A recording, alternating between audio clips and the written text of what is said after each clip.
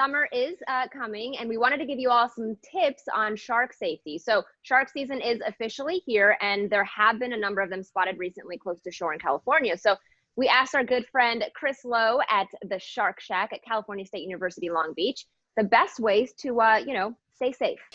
Chris, so to you, sharks are these beautiful creatures, but to everyone else, they strike fear in us. As shark season is here, so what can we do to stay safe? Well, I think the number one thing people have to remember is that if you spend any time at the beach in Southern California, chances are a white shark swam by you and you didn't even know it. So if that's been happening for years and years, the bottom line is nothing happened to you. And obviously you've been able to enjoy the ocean. We expect people to continue to do that, but just be mindful of the fact that it is shark season and we are seeing more and more sharks along our coast. And why are we seeing so many more sharks? I mean, just saying the word shark is giving me goosebumps. I'm already getting scared and I'm nowhere near the water right now. So I think a lot of it has to do with the fact that white sharks were protected in California back in 1994. The state had the wherewithal to enact protection from fisheries. Prior to that, they were being caught and landed in fisheries, and people probably back in the early 90s ate white shark and they didn't even know it. But now, of course, they're protected. And since then, their populations have recovered. So it wasn't just protection of white sharks, really it was protection of their food. So marine mammals were hunted to the verge of extinction by the early 1900s.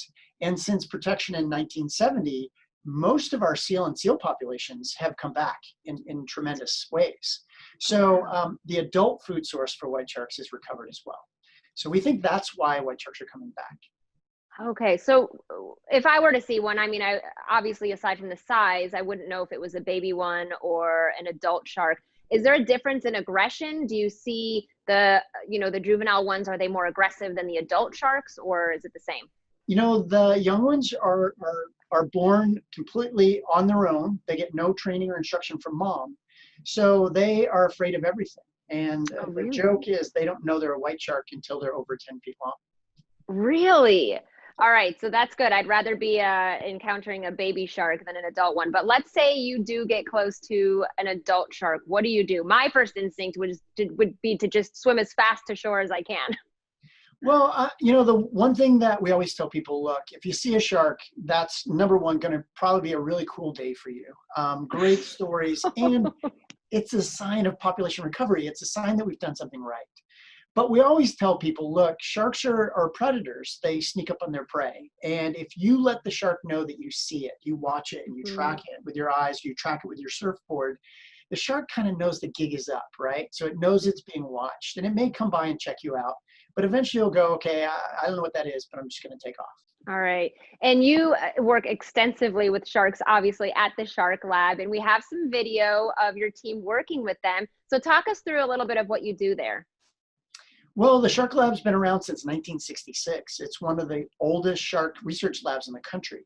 So we specialize and focus on things like shark behavior. And since my predecessor, we have advanced new tools and technology that's enabled us to study sharks that we simply couldn't even envision 10 years ago. Wow. So we now have transmitters that we can put on sharks and follow them around and see where they go, kind of spy technology. We have underwater robots that will autonomously tag sharks. And of course, we have drones that we use to survey them from the air and count how many there are. We can look at how the sharks behave around people.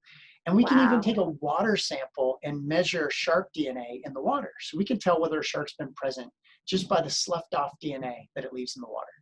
That is so incredible. What a huge success you're really doing there at the Shark Lab. And I can honestly say that I will leave that job up to you. I will not fear for my life every day. I do not want that. They scare me so much. So thank you so much. And I will definitely stay away from the ocean right now during shark season.